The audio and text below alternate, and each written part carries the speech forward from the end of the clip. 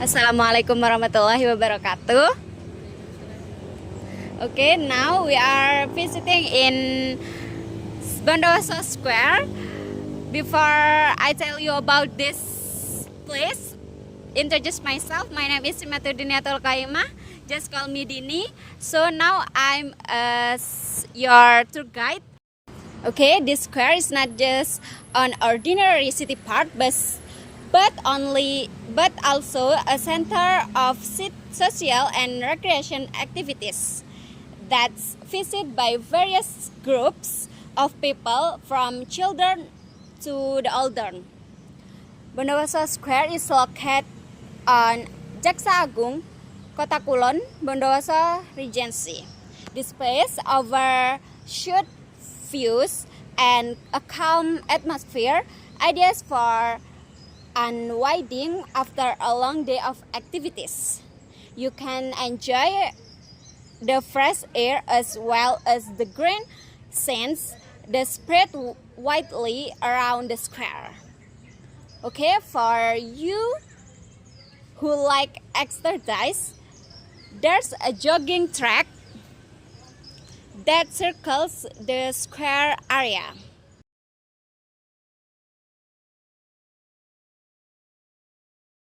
Okay, that is the Gerbong Maut.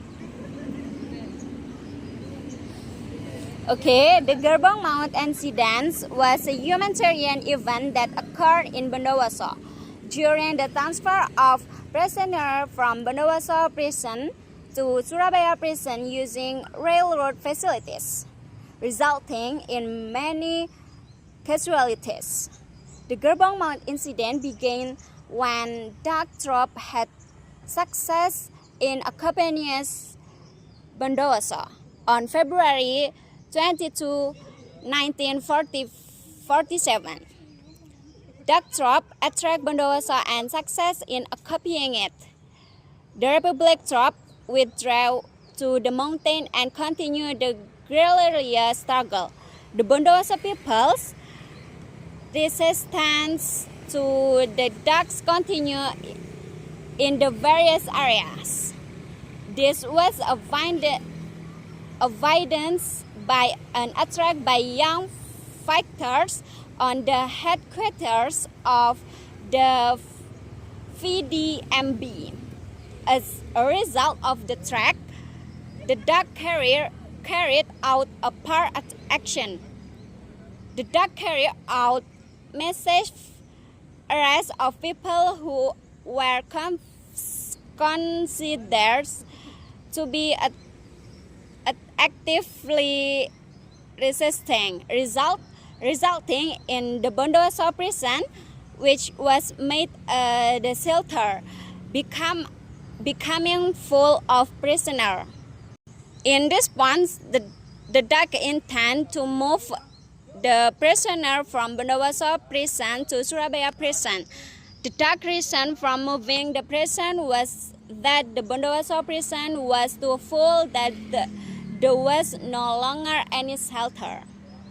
Okay, from Bondowoso station, arriving at the train station, Bondowoso, the prisoners were then put into 3 carriers, of which 24 people entered the first carriage, 36 people the second carriage, and 40 people the third carriage.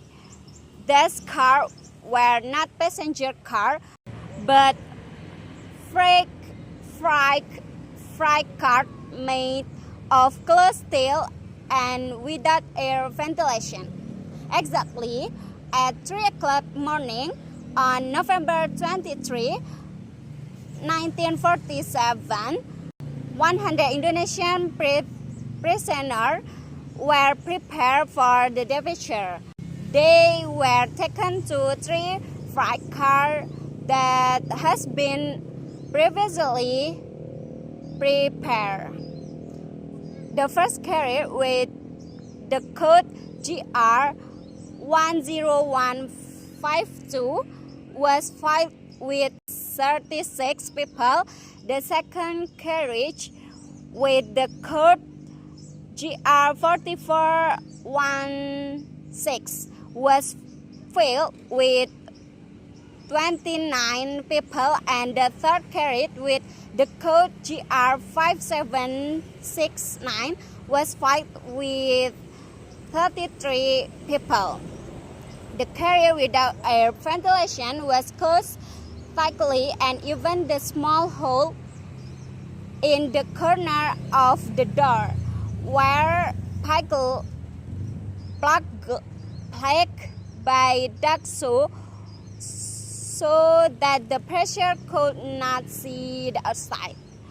At 7 o'clock, the train started running after waiting for hours without food and drink, and prisoners were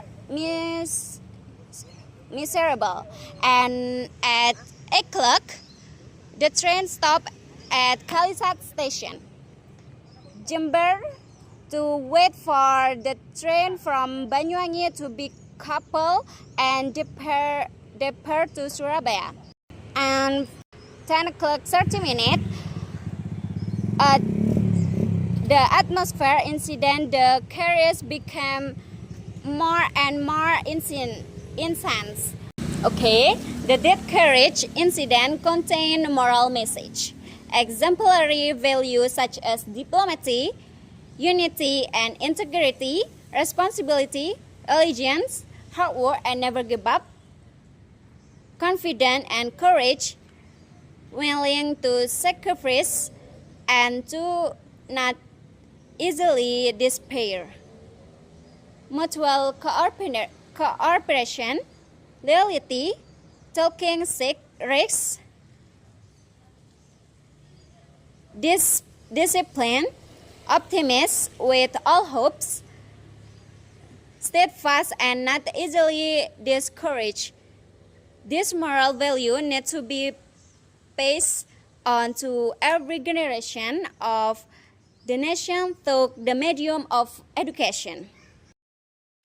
As we know, the development of science and technology is very rapid, and this had a positive impact on human life. However, this progress can also have a negative impact on human life if the influence of foreign culture and can undermine the influence. In order to counteract this negative influence, the cultivation of moral value can be intensive through learning history at school. So, history lessons are very important to foster moral value, and we should investigate the learning of history to students in order to building future generation who are strong, brave, and responsibility, so that the Indonesian state becomes strong. So this is the Gerbang Maut incidents.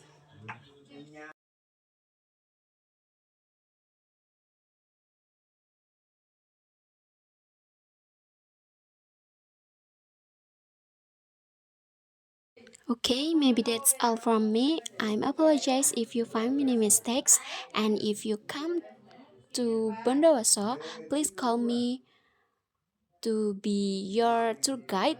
And the last I say, thank you and see ya.